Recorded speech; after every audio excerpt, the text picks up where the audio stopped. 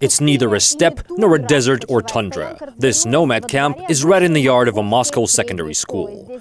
There are 28 dwellings here from all over the world. Almost every nation has its own nomad culture.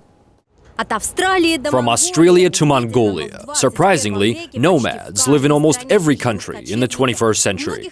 Traveler and ethnographic museum founder Konstantin Kuksin has already visited many of them.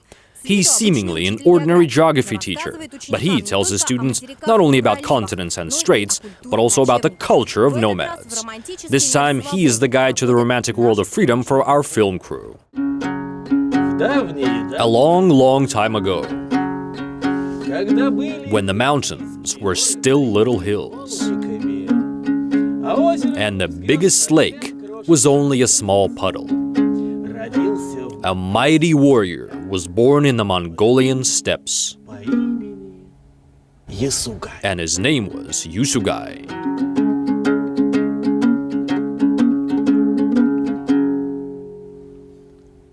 It's a long story. Much like the story housed in his yurtas and tents, the history of many of these exhibits dates back centuries. For instance, this prayer drum is more than 100 years old. However, according to the traveler, the age of the objects is not that important. What matters more for an ethnographer is being able to show the modern way of life and customs of nomads. Tibetans have a lot of unusual traditions. For instance, how they bury their dead. They leave the dead out on the rocks for the birds to eat. Vultures come and eat the bodies.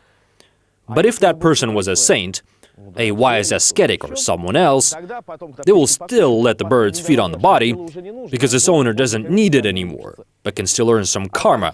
But then they will burn the remains, mix the ash with clay and make this kind of pyramid called satsa. It's from the ashes of a saint. The monks of one monastery gave this to me. However, nomads are not always generous. Several tests had to be passed in front of monks just to acquire this very tent. Nowadays, such dwellings are used only for weddings and national festivities. It's handmade from yak and goat's wool.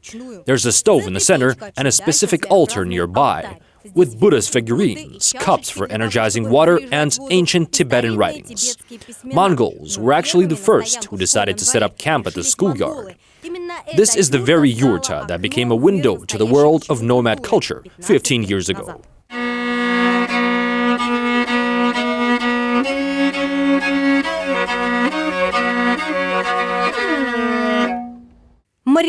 The morin-khur, or cello, is a sacred instrument. Each Mongol yurta has one, as well as a portrait of Genghis Khan. Even a large family is considered incomplete without a morin-khur. The instrument sings with the voice of a nomad's favorite horse.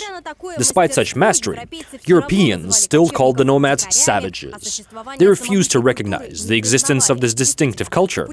Indeed, travelers have no libraries, palaces, or memorials. However, according to Konstantin Kuksin, their wealth is much greater.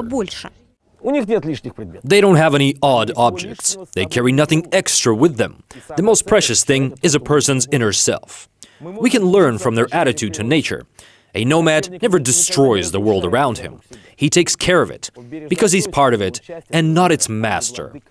So-called civilization has brought our planet to the brink of extinction. And believe me, when civilization perishes, the nomads will survive. I call them the reserves of mankind. Konstantin spends up to several months living in such reserves. That's how long it takes to understand the culture and to exchange traditions. While the Moscow ethnographer is studying the nomad peoples, he's telling them about the big city. Some of them even come to visit, but they still follow tracks to find their way around the center of town. They don't go down into the metro for fear of spirits, and they always return to their mobile homes. It's interesting that it's up to the women to assemble and dismantle the yurtas. They have to dismantle such dwellings in about 2 hours. If Mongols move once every 2 to 3 weeks, the Nenets move every day. That's why this tent needs to appear and reappear within only half an hour. They are active but laconic and very cautious in conversation. To earn the trust of the northern peoples, you must pass trials by fire, water, and blood. So he picks up a sack made from a deer's stomach. It was slippery and smelly, and then he pours me a big cup of thick black deer blood and hands it to me. Was that some sort of treat? Everyone stopped suing and talking. They were waiting to see what the Russian would do. I said thanks and drank it. Only after such a feat was Konstantin allowed to set up this Nenets tent. The ethnographer brought some of these skins to the capital, and some of them he made here himself. It is a difficult and time-consuming job. For the northern people, the deer is a supporter of the family, a source of heat, and even a currency. The price of a fur coat is equivalent to the price of a grown deer. This is an unusual museum. You can touch everything here. For instance, this Nenets outwear is called yagushka. Before a girl can become a bride, she needs to sew 5 such fur coats. This entire ornament is handmade. When choosing his future wife, a young man doesn't look at the face or figure of a bride, since he can't see it all under the fur anyway, but rather he looks at how well the coat is made. His very life may depend on it when it comes to facing the cold. The Nenets live on the edge of civilization and mysticism. During the day, they watch TV and chat in social networks, and in the evenings, the elders tell tales and legends of old. The Nenets don't believe that mammoths are extinct. In their opinion, the animals simply went underground and live in the lower world, where little wide-eyed people called sertai ride them. They're both so close and yet so far away from civilization, handing over their rich cultural legacy through generations. Or they simply wait until the white people tell the rest of the world about them.